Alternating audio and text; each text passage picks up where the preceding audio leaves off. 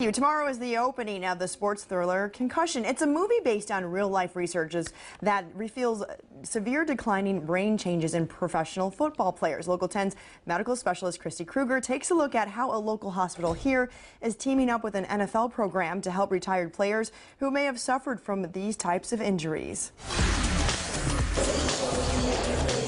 37-year-old Chris Chambers began his professional football career with the Miami Dolphins in 2001.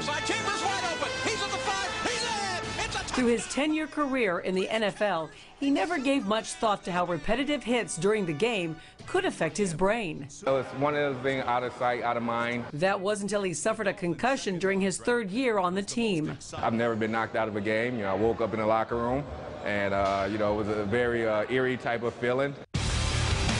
The Miami Dolphins' Junior Seau is among over half a dozen former NFL players who've committed suicide in the past few years. That's the moment where I felt like everyone's eyes were open, because this guy was like, invincible.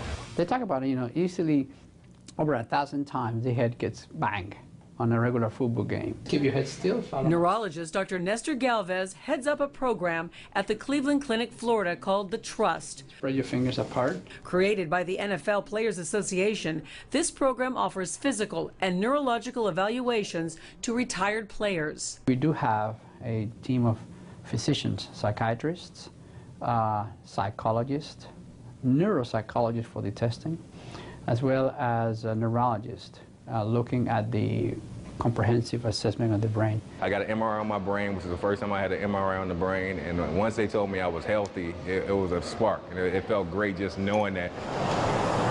Chris now runs a specialized fitness and training center in Davie, with an emphasis on guiding young people interested in competitive sports and raising awareness about concussion risk. Giving the kids and their parents more education, more than anything else. That's a big part of it, just learning about what's going on and how to prevent it, and then when it does happen, you know how to take care of it from there.